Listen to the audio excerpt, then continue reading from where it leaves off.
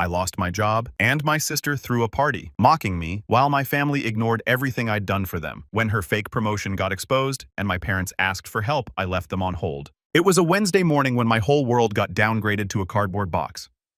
I, Liam, 32 male, had been at the company for 5 years. Compliance, not the sexy part of finance, not the guys on magazine covers talking about vision and innovation. I was the guy making sure other people didn't tank the ship.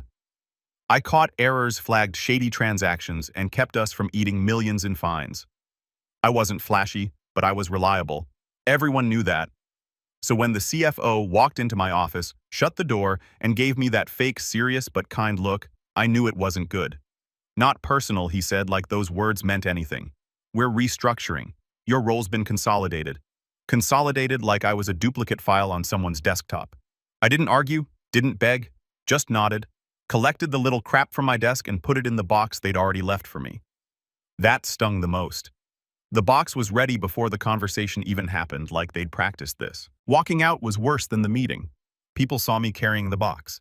Some looked down at their screens like suddenly they had the most important email of their life. One guy gave me that pity half smile like he wanted to say something but couldn't risk being next. It was like I'd caught a disease and they didn't want to get infected. By the time I got home, I was numb. Sat on my couch with the box at my feet. Opened my laptop out of habit. My first instinct wasn't even to breathe. It was to go to LinkedIn and flip my status to open to work like some desperate ad. Hey everyone, slightly used compliance officer here. Low mileage available immediately. I hated myself for doing it, but that's the game. If you're not advertising, you're invisible. The job boards were a joke. Half of them wanted entry level with 5 years experience. Others paid peanuts. A few were flat-out scams that looked like they were written by bots. I clicked easy apply on a bunch anyway. That's what it felt like.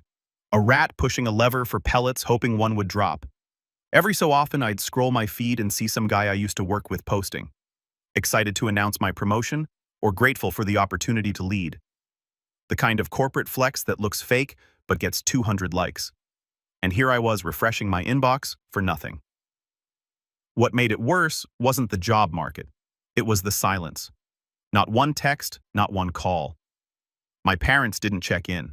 My sister Tiffany, 28 female, didn't either. You'd think if you suddenly lost your job after years of grinding, the people closest to you would at least pretend to care. Instead, nothing. Phone stayed cold.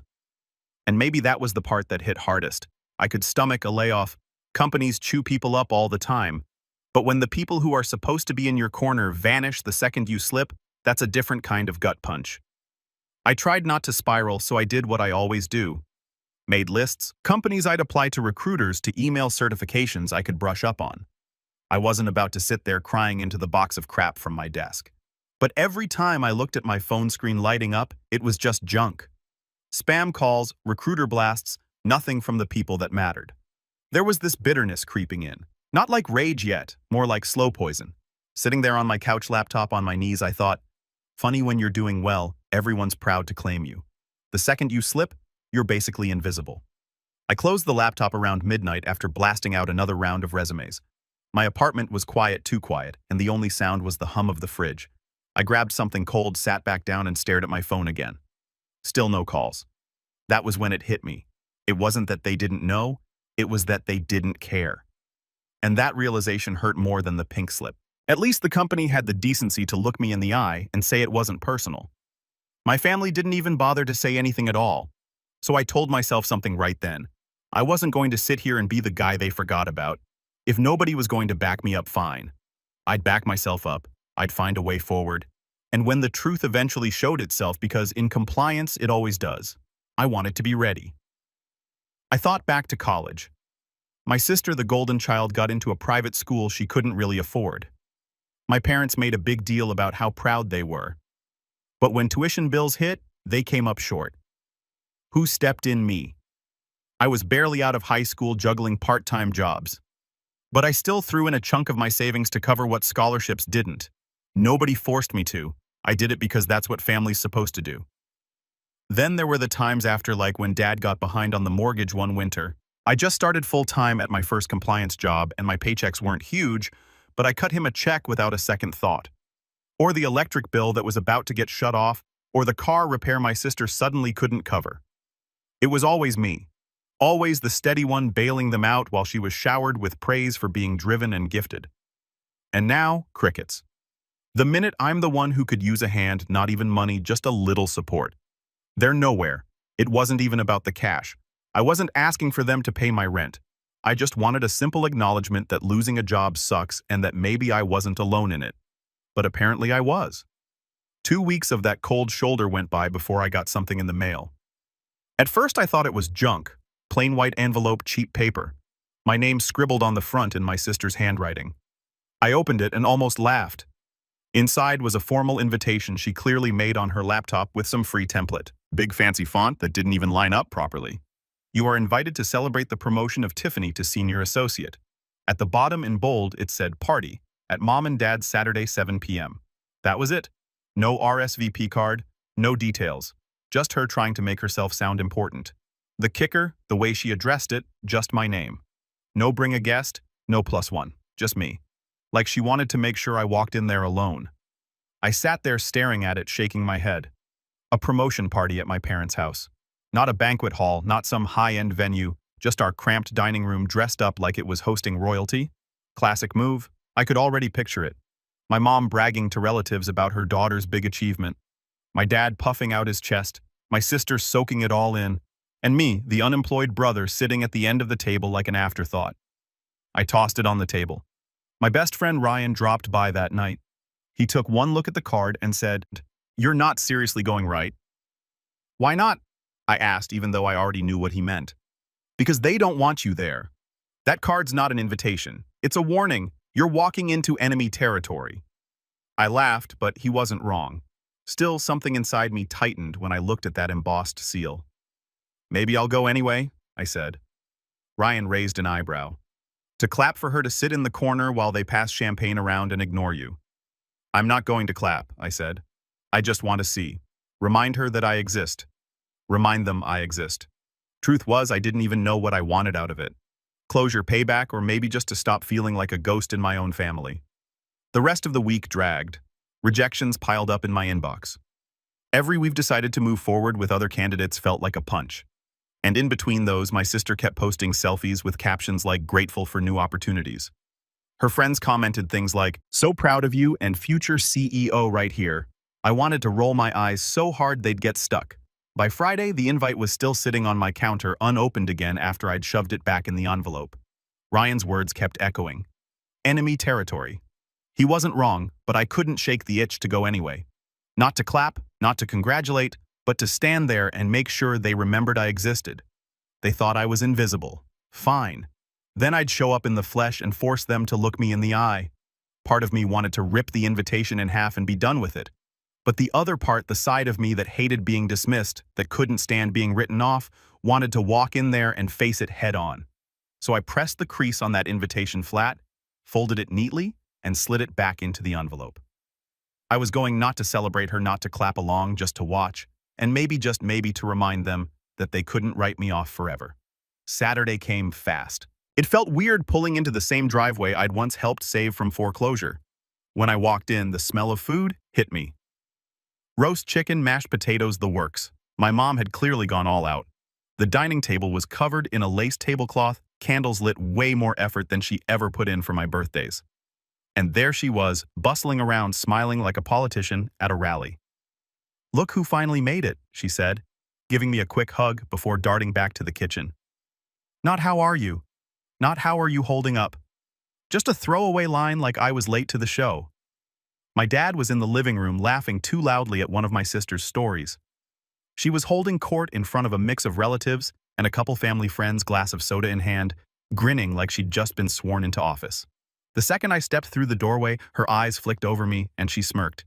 "Oh, you actually came," she said. "Didn't think you'd want to, hang around all this success." I clenched my jaw but kept quiet. Not yet.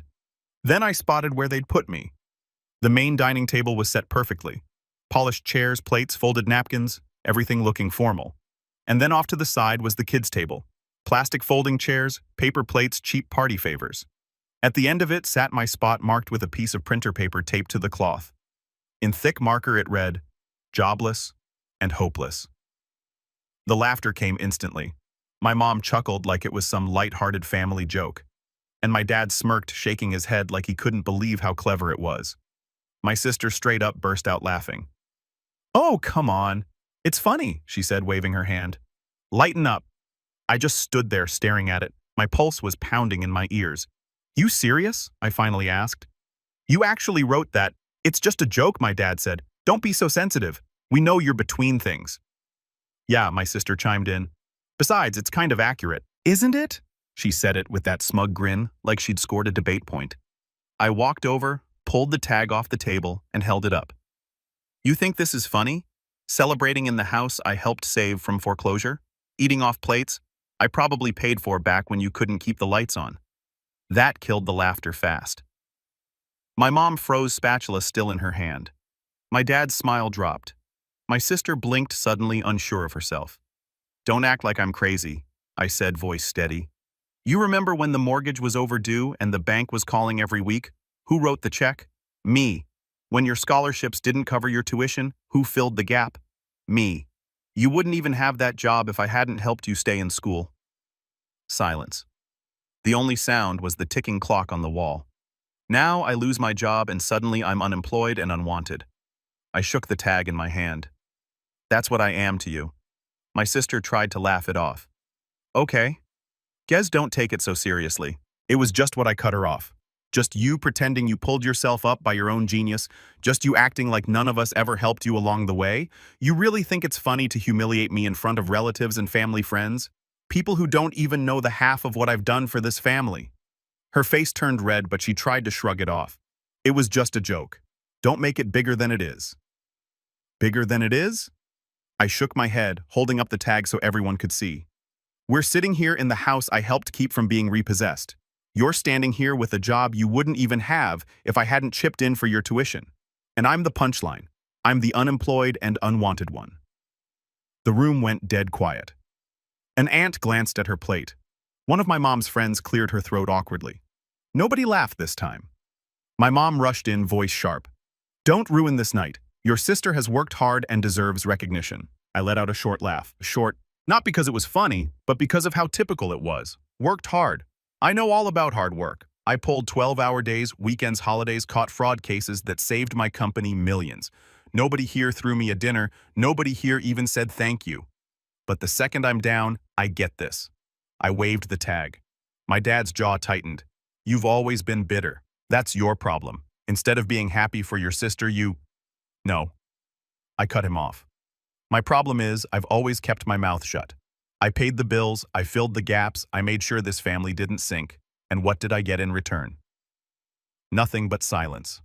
Well, not anymore." I dropped the tag on the table and pulled out one of the real chairs. Not the folding one they set up for me. Nobody told me to move. Nobody dared. They just stared, stunned, like they'd seen someone they didn't recognize take a seat. The rest of the meal was tense. My sister tried to make her little speech about being proud of herself, but her voice wobbled. Relatives avoided eye contact. My parents picked at their food, saying nothing. I didn't clap. I didn't smile. I just sat there steady, eating like I belonged because I did. For the first time in years, I wasn't shrinking. After that dinner, something shifted in me. I went home still pissed, but also sharper, like I'd been slapped awake. They wanted to paint me as the weak one, the failure, the extra chair at the end of the table. Fine, but I wasn't staying in that role. The next morning, I opened my laptop and stopped half-witted my job search. Instead of sending out desperate, easy apply resumes, I treated it like a project.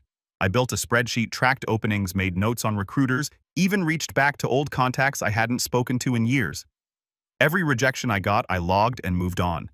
It stopped feeling like a death sentence and more like a numbers game. To pay the bills, I picked up freelance compliance gigs. Not glamorous, but work is work. Startups always need someone to comb through their paperwork or make sure their filings don't get them fined. Half of them didn't even know what they were doing. So I'd log on at night, clean up their mess, and pocket enough to keep rent paid. It wasn't the kind of job you brag about, but it was mine. And slowly, the sting of jobless started to wear off. Then it happened. A recruiter reached out with a message that felt different. Not the usual copy-paste garbage. She mentioned specifics for my resume projects I'd done, the fraud cases I'd caught. "We're looking for someone with your exact background," she wrote. I scrolled down to see the company name and froze. Vantage Systems. My sister's company. I stared at the screen wondering if this was some kind of prank. But no, the recruiter was real, the role was real, and it was for a completely different department than hers. Operations, not whatever corner she was fumbling around in. I thought about it for a long time. Part of me didn't want to touch anything connected to her. Why give them more ammunition? Why risk running into her and letting her spin another story at my expense? But another part of me, the bigger part, liked the idea of walking into her world on my own terms. Not as her brother, not as some forgotten relative, but as someone they actually wanted. So I went through the process. Interviews, case studies, reference checks. I didn't tell a soul, not even Ryan. I kept freelancing while juggling interview prep, building out examples of my past work like a maniac. And when the offer came through, I just sat there staring at it. Full-time benefits salary that was higher than my last job. I accepted without hesitation. Walking into that building on my first day felt surreal. The logo I'd seen on my sister's LinkedIn posts, the one she plastered everywhere like it was a crown. Now it was on the badge clipped to my shirt. The lobby was busy, people buzzing around, and nobody there looked at me like the unemployed brother. I was just another hire, another professional brought in because they needed what I could do, and that's how I wanted to keep it. At work, I didn't mention my family. I didn't drop my sister's name. I kept my head down, did my job, and let the results speak for themselves. When coworkers asked where I'd come from, I gave the short version. Compliance background. Did some freelance recently. Now here, that was it. No soba story, no family drama.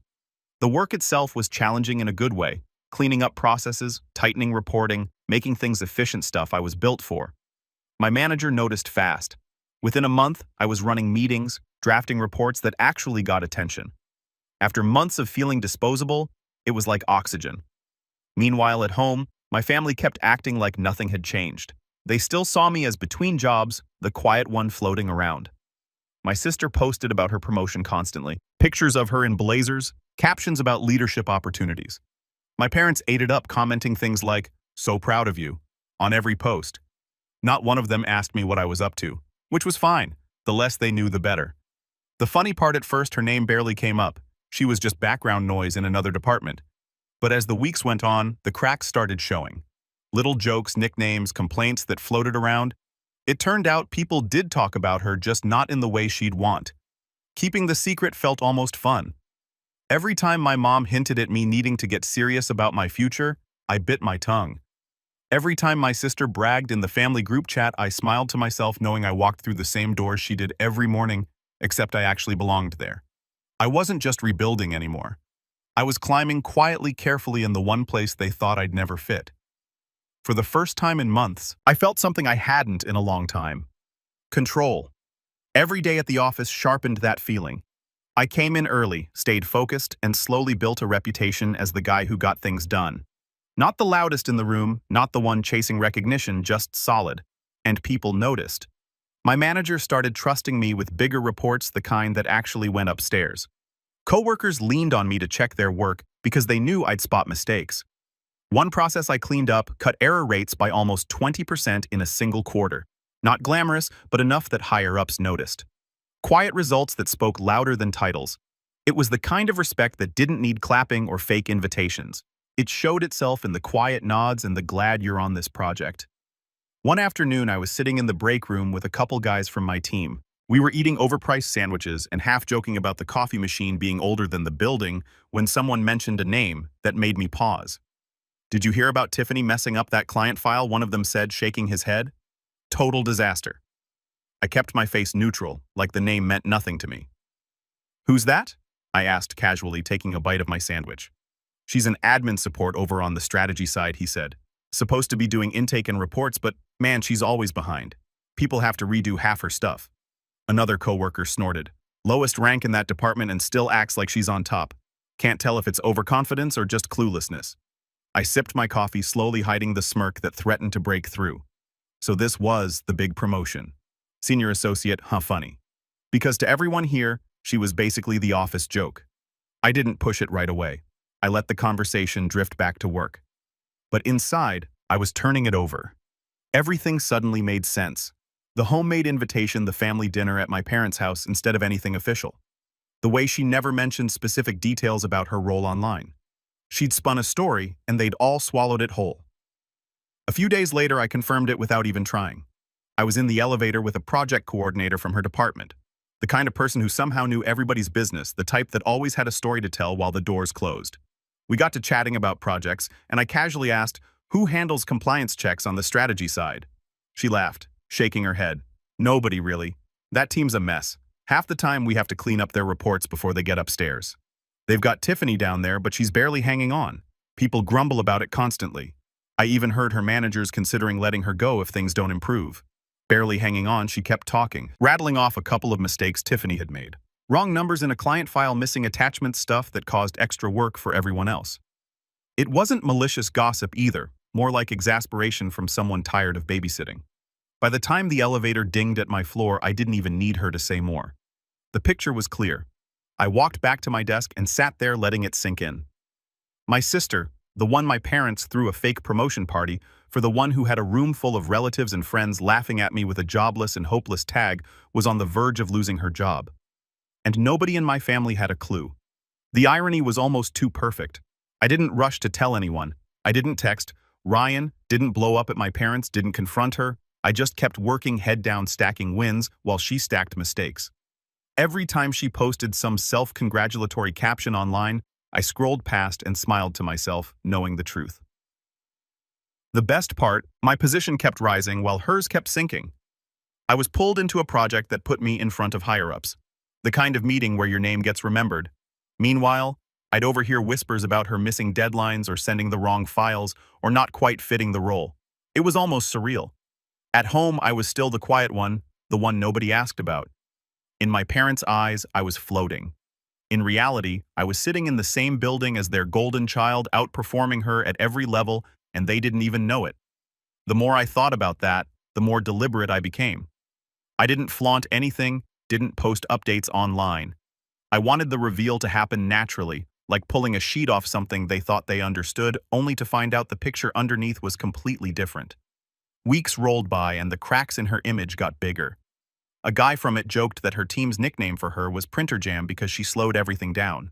Another person muttered that she only still had a desk because her manager hated paperwork. And me, I got invited to sit in on a leadership roundtable, not to talk, just to listen and take notes. But it was a room most people in my department would have killed to be in.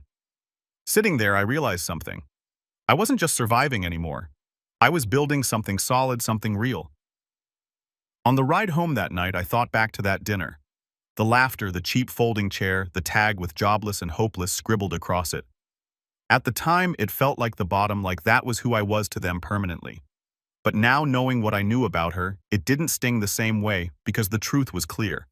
She wasn't the star they thought she was. She wasn't climbing, she was dangling by a thread, and when the thread finally snapped, I'd be right there. Not to save her, not to gloat, but to watch them all realize they'd backed the wrong horse. And for once, I didn't feel like the unwanted one. I felt like the one holding the cards. Thanksgiving came faster than I expected. Mom called 3 times in the week leading up to it, reminding me to be on time like I was still 12 years old. I almost didn't go, but Ryan pushed me. "You've been keeping this in too long," he said. "It's time." He was right. So I showed up. The house smelled like turkey and pie. The TV was blasting football, and every relative in a 50-me radius seemed crammed into the dining room. Aunts, uncles, cousins, even a couple of my parents' friends. The golden child was already there, of course. My sister stood near the head of the table, glass in hand, looking like she owned the night. "Ah, there he is," Dad announced when I walked in, clapping his hands. "The wanderer returns. Still figuring things out, son?" The chuckles from a few relatives made my jaw tighten, but I kept walking. My sister smirked, brushing invisible lint off her sleeve. "Don't worry, Dad. Not everyone can land promotions like me. Some of us just take longer to find their path." The table laughed with her. I sat down at the far end, nodding politely. My plate had the smallest portions. No surprise there. Dinner kicked off, and as soon as the turkey was carved, the bragging began. Mom raised her glass. "We are so proud of Tiffany's senior associate at such a young age.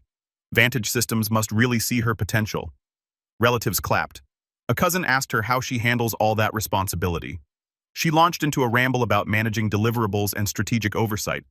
Buzzwords strung together like beads. People nodded along, eating it up. Meanwhile, Dad kept tossing digs my way. "Maybe your brother will take notes tonight, huh? Learn how to make something of himself." I smiled faintly. Oh, I'm taking notes. By the time pie hit the table, my sister was glowing, bragging about how she was leading projects and setting the standard. My parents beamed with pride, soaking it up. Finally, my aunt turned to me. And what about you, dear? Finding any luck yet? The whole table quieted, waiting for me to squirm. My sister leaned back in her chair, smirking like she'd already won. I set down my fork. Actually, yeah. I've been working at Vantage Systems. The reaction was immediate. Forks paused midair. A few relatives blinked. My dad frowned. Wait, what? I nodded. Got hired a weeks ago. Different department operations. My sister laughed too quickly. You Advantage, please? I'd know if you were there. Not necessarily, I said calmly. It's a big company. Different floor, different chain of command. I don't sit at the kids' table there. The room shifted. A couple cousins snickered. My mom cleared her throat. Well, isn't that something, but surely not at the same level as your sister? That's the funny part, I interrupted. I actually report higher up. My work feeds into leadership directly. They trust me with projects that matter. I looked around the table, letting it sink in. Meanwhile, I keep hearing stories about my sister struggling with deadlines, turning in files people have to redo. Not exactly the image of a senior associate. The silence was deafening. My sister's face went red. That's not true, she snapped. They gave me more responsibilities. Really, I leaned forward steady because everyone at the office knows you're still entry. Level support. No promotion, no projects, just barely hanging on. Gasps around the table. One of Mom's friends put down her fork. My aunt muttered, "Oh my," under her breath. Dad's voice cracked the silence. What are you saying? I'm saying, I said calm as ever, that while you've been parading her around as the family star, she's been lying to all of you. The dinner you threw the promotion invite she made, none of it was real. I hear about her at work. I hear the truth, and it's ugly. My sister slammed her fork down. You're just jealous. You can't stand that I'm the one they celebrate. Celebrate what? Celebrate. I shot back. A title you don't have, tasks you can't handle. You wanted to humiliate me in front of everyone with that little jobless and hopeless stunt. But guess what? I'm the one moving up. I'm the one actually respected at that company. You're one step from being fired, and you know it. The room went dead quiet again. Relatives stared down at their plates, shifting uncomfortably. Mom's face was pale. Dad looked like someone had hit him with a shovel. Finally, he croaked, "Is this true?" My sister opened her mouth, but nothing came out. She glanced around, desperate for backup, but no one saved her. I sat back, finished my pie, and let the silence hang. Not the folding chair this time, not the printer paper name tag. A real seat at the real table. For the first time in my life, I wasn't the ghost. I was the one who flipped it. That Thanksgiving dinner ended with everyone picking at their food and awkward silence. Nobody rushed to brag about my sister anymore. Nobody asked me condescending questions. The only sounds were clinking forks and half-hearted attempts at small talk. When dessert wrapped up, I grabbed my coat and left without waiting for the goodbyes. Driving home, I felt something I hadn't in years. Not just relief, but power. They couldn't unhear what I'd said. The cracks were there now. The golden child mask had slipped. And no matter how hard she tried to tape it back on, people knew. The following weeks were quiet. My sister stopped posting her career updates online. My parents didn't call, no texts, no invites. Honestly, I enjoyed the peace. Work was going strong. My manager started looping me in on long-term planning, and I even got a mention during a quarterly review. I kept my head down, stacking wins. While at home, the silence spoke louder than any words. Then right before Christmas, my phone lit up. Mom. I almost didn't answer, but curiosity got the better of me. Hi, honey. She started, her voice sugar sweet. We haven't heard from you in a while. Yeah, I said flatly. Funny how that works. There was a pause, then she sighed. Look, things have been difficult. Your sister's had a rough time at work. She might be losing her position. I didn't say anything. And your father's hours got cut. Money's tight right now. We were wondering if... No, I cut in silence on the other end. No, she repeated like she couldn't believe it. No, I said again. I'm not covering bills. I'm not fixing mistakes. I'm not bailing anyone out. I did that for years, and all I got was mocked. Remember that tag at dinner? Jobless and hopeless. That's what I was to you. That's all I was good for. A punchline and a wallet. She started sputtering. That was just a joke. You're taking it too. No, I snapped. You don't get to play that card anymore. I don't owe you anything. There was a long silence before she finally said coldly, "Fine." Then she hung up. A week later, Dad tried. Called me out of the blue, sounding oddly humble. "Son," he said, "I think we got off on the wrong foot. You've done well for yourself. Maybe we could sit down, talk things through. Family's supposed to stick together." I almost laughed. Family sticks together, huh? Where was that when I lost my job? When I was sending out resumes and eating cereal for dinner? Where was family then? He didn't answer, just muttered something about tough love. "Keep your tough love," I said. "I've got my own life now." Then I hung up. The begging didn't stop, though. My sister even texted me once late at night. "Hey, I know things got heated, but could you help me polish my resume? I think they're letting me go." I stared at the message for a long time. The same sister who'd smirked at me in front of relatives who'd labeled me jobless and hopeless was now asking me for help because she couldn't hold down her own job. I didn't reply, just deleted the text. By New Year's, it was clear the tables had fully turned. Relatives who used to gush over my sister started reaching out to me instead.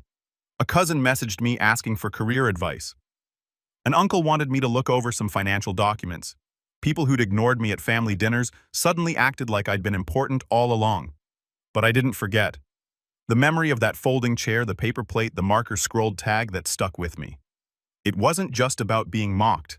It was about being erased, written off by the very people I'd carried for years. And when they finally needed me again, I didn't owe them a damn thing. One night, Ryan and I were sitting in my apartment watching a game. He cracked open a bag of chips and said, "So you going to help them out eventually, or are you done for good?"